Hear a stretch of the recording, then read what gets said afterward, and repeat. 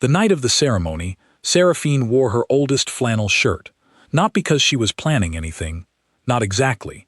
She just knew, the way a person knows a storm is coming 2 hours before the clouds show up, that whatever happened tonight, she did not want to be wearing something she cared about. The Silvergate Pack's claiming ceremony happened once every decade. That was the rule. That was the tradition. The Alpha stood at the front of the Great Hall with his chest puffed out and his jaw set like he was doing everyone a favor just by existing, and the unmated wolves lined up, and he chose. Simple as that.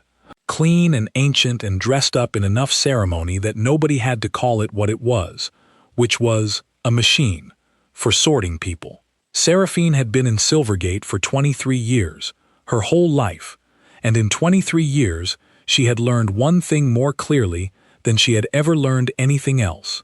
The machine was not built with her in mind, so she did not line up. She went to the vault. The vault was underneath the Great Hall, stone stairs, old ones, the kind that had been worn smooth by 300 years of feet going down and not always coming back up.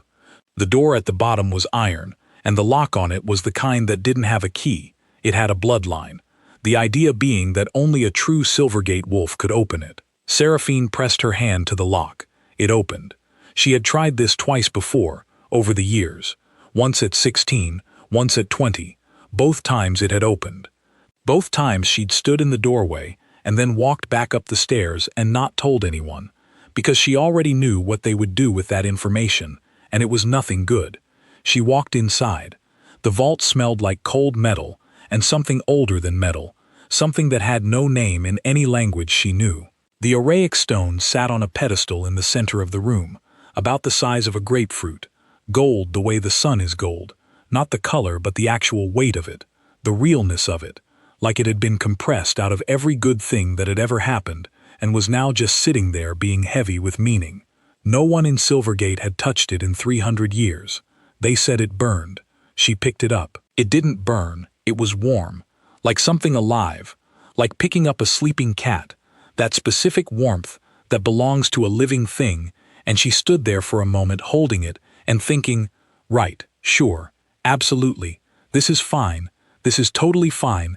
She was just standing in the sacred vault, holding the sacred relic, while the ceremony happened 40 feet above her head, totally normal Wednesday evening. She wrapped it in her flannel shirt, walked out, not running.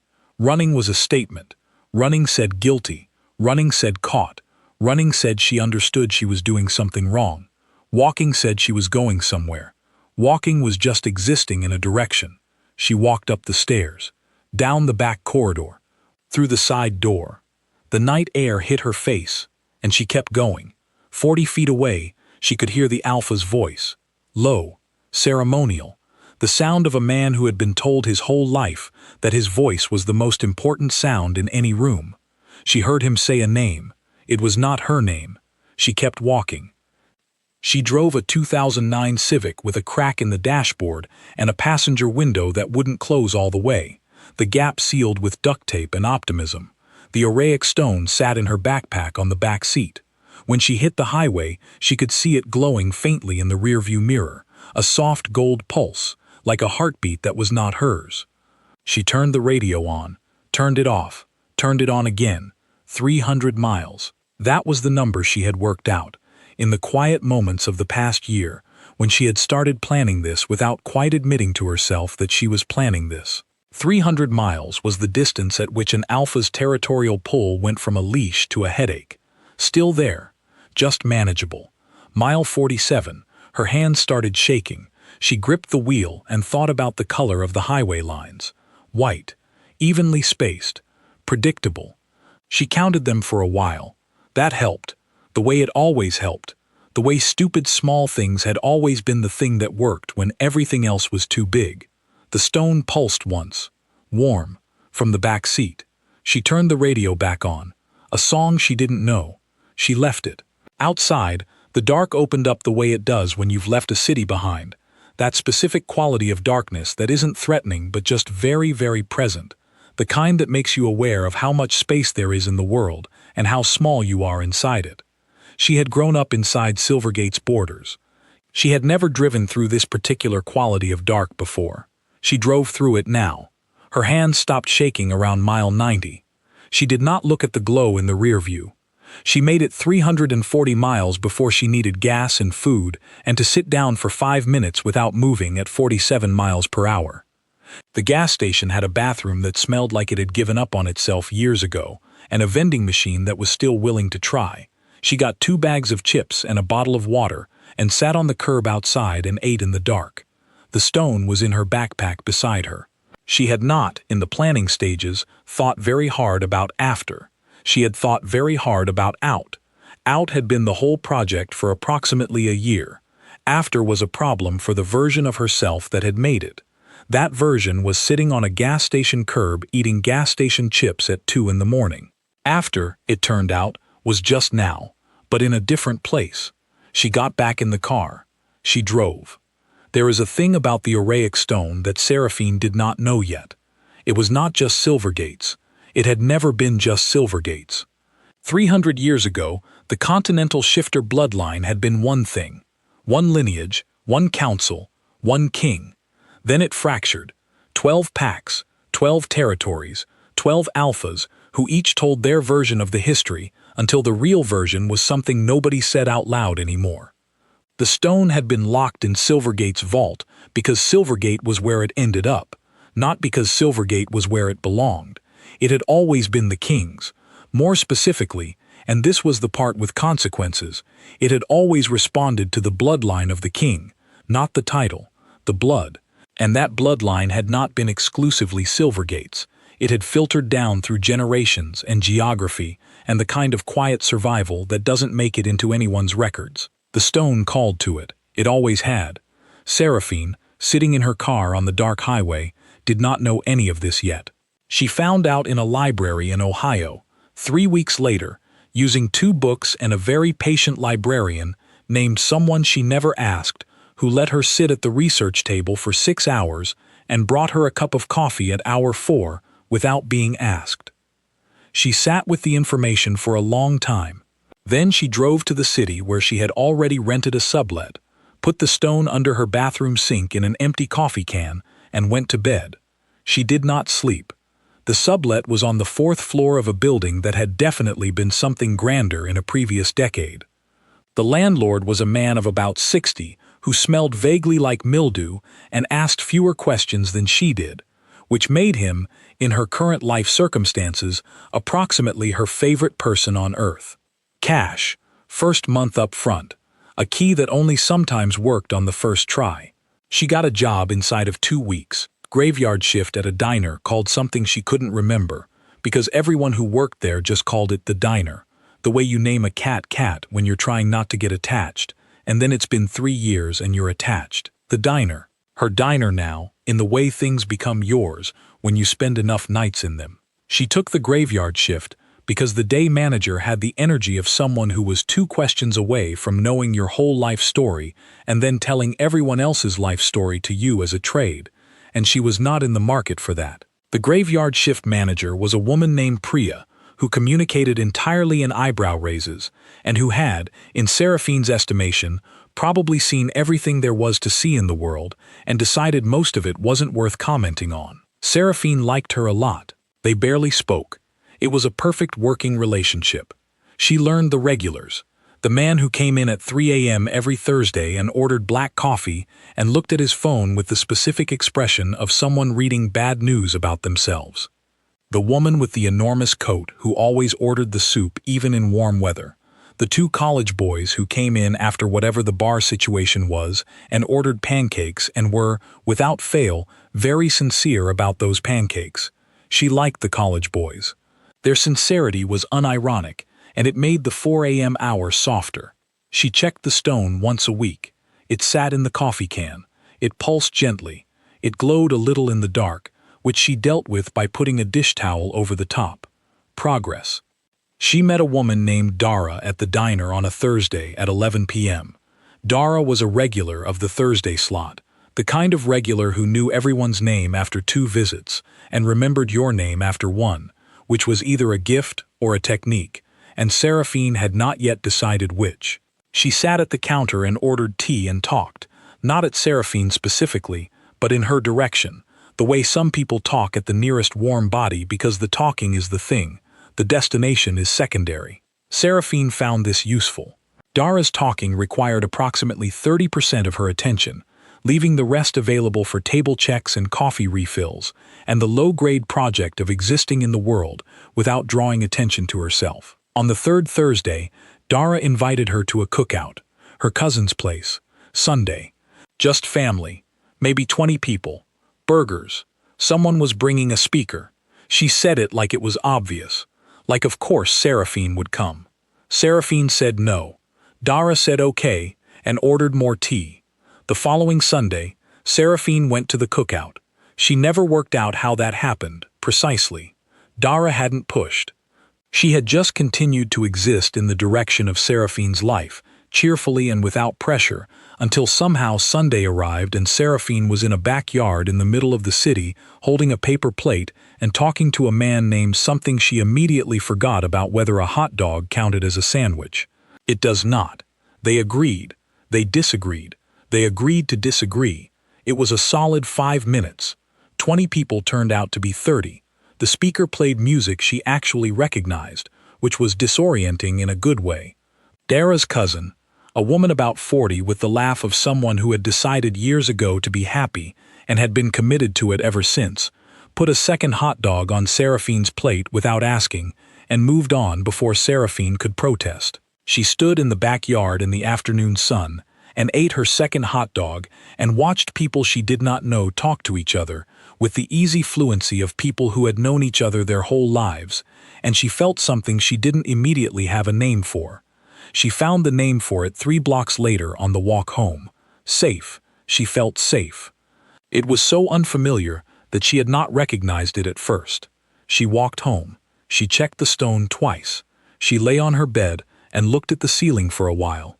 Then she stopped looking at the ceiling and looked at the crack in the plaster instead, which was shaped like a river, or a spine, or maybe just a crack, depending on how you tilted your head. She had laughed once, at the cookout. Real laughing, not the reflex kind. She hadn't noticed it happening until after. That was the part she kept turning over. Cale Draven had not left his territory in 4 years. Not because he couldn't. Because he had decided, 4 years ago, in the specific way he decided most things, quietly, completely, without announcing it, that the things that required him to leave his territory were not things worth doing. His second-in-command, Reese, handled the external. Cale handled everything else. It was a clean arrangement. It worked. The summit of the 12 Alphas happened twice a year in neutral territory, and Cale had attended every one of them because that was the part of the deal that was not optional, or had not been, until the last 2 years, when the other 11 Alphas had learned, through a combination of his absence and the quality of the documents Reese delivered in his place, that Cale's presence in a room was not required for his position to be felt in that room. He still went, sometimes, when it mattered. He was there the night the signal hit. It arrived like a frequency shift, something that wasn't sound but registered the same way, in the back of the skull where instinct lives. The 12 Alphas felt it at the same moment. A collective stillness came over the room, the kind of stillness that only happens when 11 people all simultaneously receive the same information and don't yet know what to do with it. 11 people, not 12. Cale was already standing. He wasn't tall the way some men are tall, the way that is about dimensions and can be measured. He was tall the way something immovable is tall, something architectural.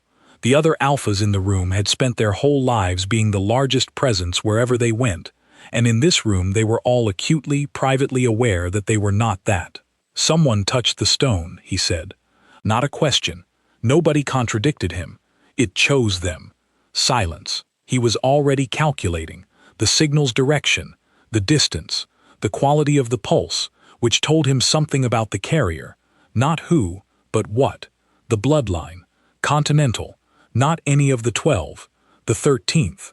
The seat that had been empty for 300 years. He left without closing the door. No one moved to stop him. No one said anything. Reese caught up to him in the corridor, half a step back, which was Reese's permanent position, like his geographic default setting. Do you know where? Reese said. Direction. Not location. Rough radius? East, maybe southeast. He paused. It's moving. Reese processed this. Someone's running. Someone's driving. 12, maybe 15 hours at highway speed. And they didn't burn. No, Cale said. They didn't burn. That was the part that sat in him, heavy, for the whole first week. The burning. The stone had been in Silvergate's vault for 300 years, specifically because anyone who was not of the blood could not touch it without consequence, which meant whoever had walked away with it was not just someone with audacity. They were someone with a right. He had been told his whole life that he was the last of the bloodline, that the 13th seat was empty because the line had ended. Someone had not told the stone. 2 weeks, 4 states. The signal moved. It settled for a few days, then moved again. He tracked it the way you track something that is not trying to be tracked, but is not exactly hiding either. The way a person drives when they are looking for the right place to stop, not when they are running from something specific. He lost the trail twice, picked it back up, lost it again in a cluster of signals around a city border that took him 3 days to untangle. On the 4th day, Reese said, "It's not the stone you're following." Cale said nothing. "You've tracked the stone a dozen times in your life. You've never tracked it like this." The difference being, in the past, tracking the stone had been systematic, methodical. He'd laid out the parameters, worked through them, arrived at the answer the same way you work through a problem on paper. Clean, unemotional. This was not that. This was him driving faster than he needed to, and waking up at 4 in the morning to check the direction of the signal, and sitting in gas station parking lots at the edge of strange cities, staring at nothing in particular, and feeling, for the first time in 4 years, like he needed to be somewhere that was not where he currently was. He did not respond to Reese. That was a response. The signal settled. He narrowed it to a neighborhood, then a street, then a 3-block radius.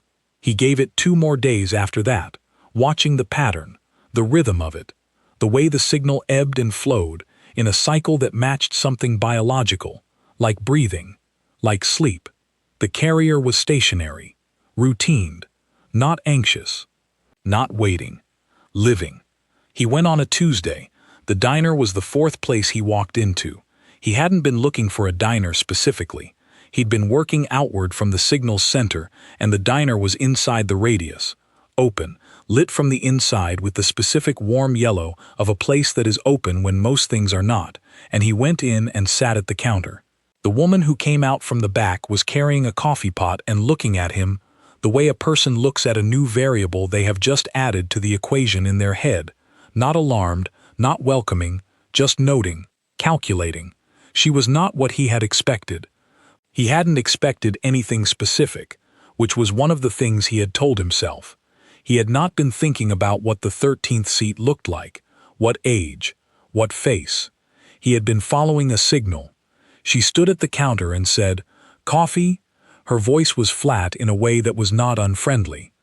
The flatness of someone who has learned that their natural register, whatever it used to be, takes up too much room in certain spaces, and has compressed it down to the version that fits. He recognized that compression, not personally, in the way you recognize something you've read about in a language other than your own.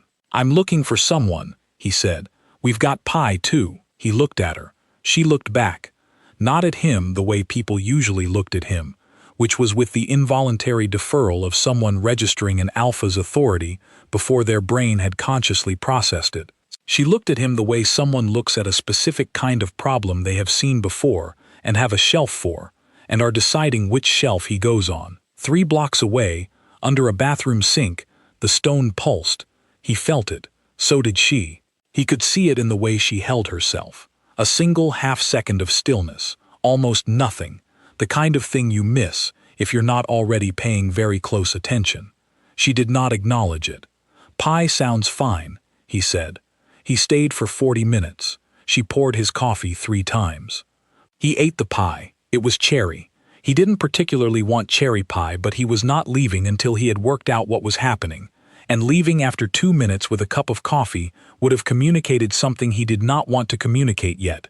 So he ate the pie and thought. She moved around the diner with the efficient non-performance of someone who had done a job long enough that it no longer required any theatrical effort. Refilling, clearing, the occasional word to the cook through the window. She chatted with the college boys in the corner, brief, a little dry, and one of them said something that made her make a sound that was almost a laugh before she turned away. He watched that. The almost laugh, the turning away. He was good at reading rooms. 4 years of dealing with 12 fractious alphas through intermediaries had made him very good at reading the signals that people sent without knowing they were sending them. The college boys were harmless. The almost laugh was real. The turning away was the habit of someone who had learned that being caught enjoying something creates a vulnerability. He knew what vulnerability looked like when it was being protected. He thought about the stone, about the bloodline, about the 13th seat, about the specific and narrow parameters that the old text described for how the stone's recognition worked. It did not choose randomly. It did not choose based on worthiness in any moral sense. It chose based on blood, and blood was information, and the information it had carried into this diner, into this woman carrying a coffee pot with her face set at a careful neutral, was 300 years of survival. The 13th bloodline had not ended. It had just been quiet. When her shift ended, she walked toward the door, and he was still at the counter, and he said, "You're not from here." She stopped, did not turn around immediately, then turned. "I'm not from anywhere," she said. It sat in the air between them, that sentence. She did not elaborate on it. He did not ask. She pushed the door open and left. He left $7 on the counter and followed her at a distance she absolutely knew about and absolutely pretended she didn't, because she walked with the specific forward focus of someone who has decided very deliberately not to look back.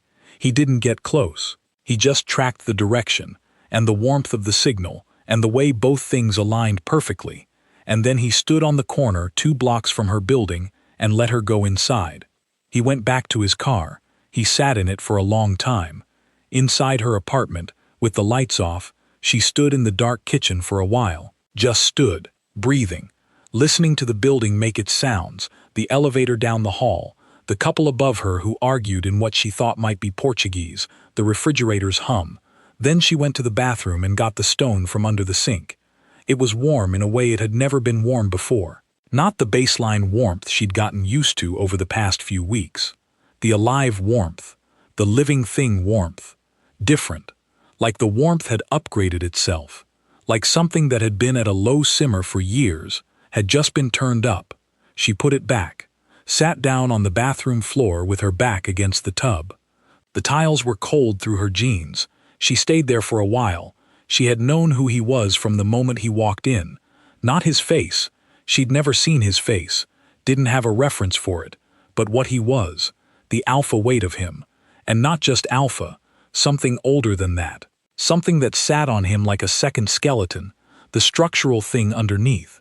She had felt it the moment he came through the door, that specific frequency shift that the old texts described.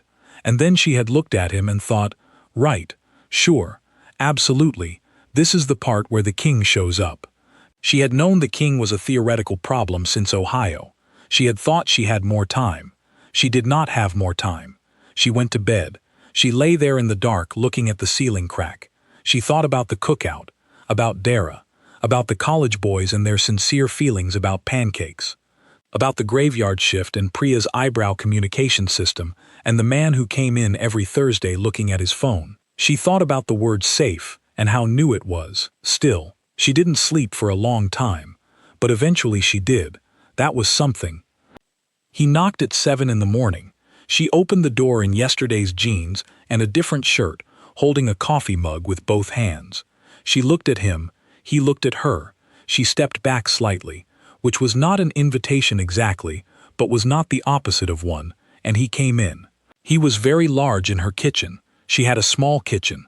The previous tenant had left a table that was approximately the size of a dinner plate, 2 chairs, and a plant that was either very resilient or already dead. She had not yet determined which. He stood in this kitchen and took up the kind of space that reminded her of the stone. Not threatening, just very real, very present, the kind of presence that reorganizes the room around itself without trying to. "You knew," he said. "I did." In the diner, from the door. He looked at her for a moment. She drank her coffee. And you were going to, he started. Keep walking. She gestured at the general situation with her mug. That was the plan. Keep walking until I found somewhere, and then stay there. I hadn't gotten to the part where the Alpha King tracked me to my second job. You stole a sacred relic. I walked away with something that no one in that pack could touch. Technically, that makes it less theft and more natural selection. Something moved in his expression. Not quite a smile. The shape of a smile considered and then not deployed. You could have been killed, he said, if they found out before you got clear. They tried that already. She said it the way she said most things, flat, forward, not inviting a follow-up. She watched him go still with it. The specific stillness of a very controlled person who has just received information that has disturbed something underneath the control and is managing it, very deliberately, in real time. She did not elaborate. He did not ask. He came further into her kitchen and stood at her table, not sitting, looking at the dead or resilient plant on the windowsill. You know what the stone is, he said, not a question. I know what the stone is. And you know what it means that it chose you. The 13th seat. She leaned against the counter. The fractured bloodline. The council that hasn't existed in 300 years. She looked at him over her mug. Silvergate told me for 23 years that I was nobody. The stone had a different opinion. That's a lot to sit with. You sat with it. I sat with it. And then you ran. And then I walked, she said. There's a difference. He told her what he wanted. Not the stone. That was the first thing, and it surprised her enough that she put her mug down. He didn't want the stone back. He had never, he said, been particularly worried about the stone in terms of safekeeping. The bloodline protects the stone protects the bloodline. That was the original arrangement. What he was there about was the council, the Continental Council, pre-fracture. Older than any of the 12 packs and technically senior to all of them, which was the part that made the 12 alphas nervous whenever someone brought it up, which was why nobody brought it up anymore, or hadn't, until 300 miles away, in a glass and steel city, a woman no one had properly accounted for walked out of a vault, carrying something that shouldn't be carryable, and started driving east. The council required all 13 bloodlines. 12 were accounted for, had been more or less since the fracture. The 13th had been declared extinct by people who had a reason to declare it extinct, and the means to arrange for it to become so. Almost. He looked at her when he said that word. Almost. She was standing at her counter with her coffee going cold in her hands, and she was thinking about Silvergate, about 23 years, about the particular texture of being somewhere you are technically allowed to be, but are never allowed to forget, you are barely allowed to be. About all the small, precise ways a pack can try to make a person into nothing without ever doing one big nameable thing. Almost. You're not a stray, he said. You're a seat at a table that's been empty for 300 years. She sat with that. It was the most someone had said to her in her entire life, in terms of what it moved around inside her chest. It rearranged furniture she hadn't known was standing. It opened a window she hadn't known was closed. She did not show any of this. That's the best thing anyone has ever said to me, she said, and I don't trust it at all. He nodded, slowly, like that was, in fact, the only reasonable response to that sentence. You don't have to trust it today, he said. I don't trust it today, or any day, until I have reasons to. She looked at him steadily. I'm not going back to being owned by a system because this one comes with a better story. I'm not asking you to go back anywhere. Then what are you asking? To consider, he said. That's all. Just consider. She looked at him. He looked back. The morning light was doing something to the kitchen that it didn't usually do. The sun hitting the window at an angle that made even the probably dead plant look alive, and she had the very specific, very inconvenient awareness that she was looking at a person who was, in all the ways that make you do things you would otherwise consider poorly thought through, the kind of person who made you recalculate. She did not allow herself to think that thought all the way through. She said, "Show me why the council matters, not why it matters to you, why it should matter to me." He sat down at her very small table. He talked for an hour. She got the stone. Not immediately. After he had finished talking, after she had asked 11 questions, and he had answered 10 of them, and deflected the 11th in a way that she noted and filed, she went to the bathroom and got the stone from under the sink and carried it back to the kitchen and set it on the table between them. They both looked at it. It was in the flannel shirt still. She unwrapped it. Gold. Heavier than it looked. A warmth that was not temperature. Not exactly. Not the way a heated thing is warm. More the way the inside of a house is warm after a long winter. The warmth of accumulated presence. He reached toward it slowly. The stone glowed. Not a dramatic glow. Not the kind you'd describe as blazing or erupting. The steady, increasing glow of something that has been waiting a long time and has finally run out of patience for subtlety. It brightened as his hand approached, a warm gold light that reached the edges of the table and caught the rim of her coffee mug and made the dead plant look like it was definitely alive and had been all along. She watched his face. He was very controlled, Cale Draven. She had learned that in the past 2 hours. He kept most of himself behind a particular quality of stillness, the way you keep valuables in a locked room, not because there's nothing there, but because not everything needs to be accessible at all times. She had spent 23 years in a pack where she had had to learn to read people without them knowing she was reading them, and she read him the way she read everything, methodically, in small pieces. He was moved. By the stone, by what it confirmed, she had expected that. What she had not expected was what happened next. She reached toward the stone. It glowed the same way. Identical warmth, identical brightness. Like 2 tuning forks hit at the same moment, producing a single note from 2 sources. She pulled her hand back. He pulled his back. Neither of them spoke. The stone sat on the table between them, glowing gently, utterly unconcerned with the quality of silence it had just produced. He looked at the stone. She looked at the stone. Then she looked at him, and he was looking at her, and for a moment, one specific, uncontrolled moment, neither of them had the careful, maintained face. Just the actual one underneath it, and the actual face was the face of someone who has just been handed information that changes the shape of a problem they thought they understood. Then he looked away, and she picked up the stone and wrapped it back in the flannel and held it in her lap with both hands. "I'll think about the council," she said. "You can go." He went. She didn't move for a long time after the door closed. She sat at her small table in her small kitchen in the morning light that was already starting to change, the sun moving on, as it does, indifferent to what it had illuminated. The stone was warm in her lap. She did not put it back under the sink. She sat with it. Outside she heard the city starting its day, the traffic, the voices, someone's music from a window across the alley, the L train 2 blocks over, rattling through its rails with the familiar rhythm of a thing that goes and goes and goes, and does not stop for any particular stop's drama. She sat in the middle of all of that ordinary sound and held the stone and thought. Not about the council, not about bloodlines or fractured history, or the 12 alphas and their nervous politics. About the almost. About 23 years of almost erased. About the vault door that had opened for her at 16 and at 20 and tonight. Always for her. Never asking permission. Never requiring anything except her hand on the lock.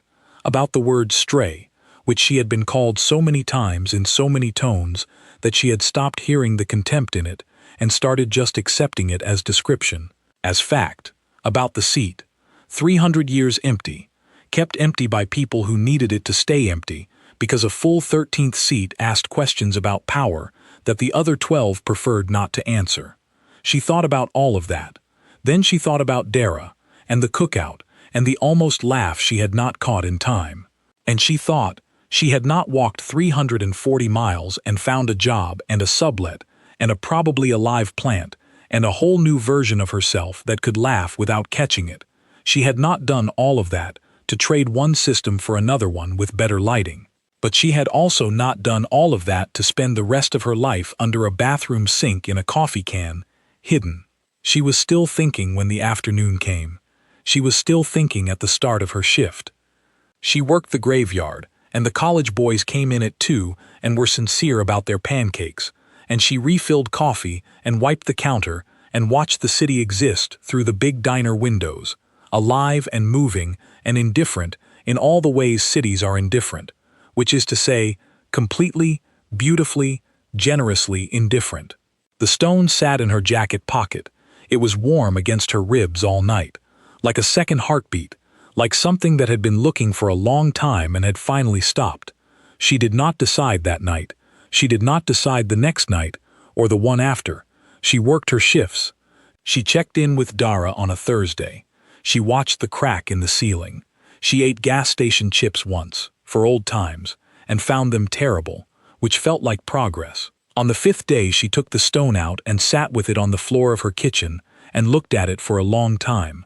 Gold, warm, the weight of something that knows what it is. She thought about the council, about what it would mean, about walking into a room of 12 alphas and a king and a history 300 years old and being the answer to a question nobody had dared ask out loud. She thought about the locked vault and the door that had always opened for her. She thought, you don't run from a door that opens. You decide what you do at the threshold. She got out her phone, opened the contact Reese had left, not Kale's, Reese's, which was practical in a way she appreciated. She typed, "Tell him I want 3 things before I agree to anything. He'll know it's real because it'll sound like a list, not a negotiation." She sent it. She put the stone back in her pocket. She made coffee. She looked at the plant. The plant, she had decided sometime in the past week, was alive. It was just quiet about it. She related to this. She had started watering it with intention instead of accident, and it had responded by producing something that might become a new leaf, eventually, when it was ready. She stood at her window and drank her coffee and watched the city be the city. Her phone buzzed. He said, "Tell her the list doesn't have a limit." Reese? She looked at that for a moment. She did not smile. Almost. The almost was a real one. She put the phone down and finished her coffee. Outside, the city kept going. The traffic, the voices, the L train on its rails, going and going, somewhere and somewhere else and somewhere after that. Not stopping, just going, the way things go when they have decided that going is the thing. The stone was warm in her pocket. She had decided somewhere between Ohio and here that she would not let anyone, any system, any ceremony, any king with a continental bloodline and a very quiet face, tell her again what she was or was not, what she was worth, what seat she was allowed to want. She had taken the stone because it opened for her and no one else, and she had kept it because it was hers, the first thing in 23 years that was indisputably, unambiguously hers. She was not giving that up. But she was, maybe, thinking about what it meant to be a seat that had been empty for 300 years and was now, for the first time, filled. What you do with a thing that has been waiting that long. What it asks of you. She did not have all the answers yet. She was still, after everything, only 24 years old. She had been in this city for 6 weeks. She had a job and a sublet and a probably a live plant, and a woman named Dara who texted her cookout invitations with the cheerful persistence of someone who had decided, without consulting her, that she was worth the effort. She had a stone that glowed for her and, apparently, for one other person. She had a list of 3 things she hadn't written yet. She had a name that no one had called her in 23 years. The real one, the one that came with a bloodline and a seat, and 3 centuries of kept empty waiting. She had all of that. She turned away from the window. She got her notebook off the counter. She started writing the list.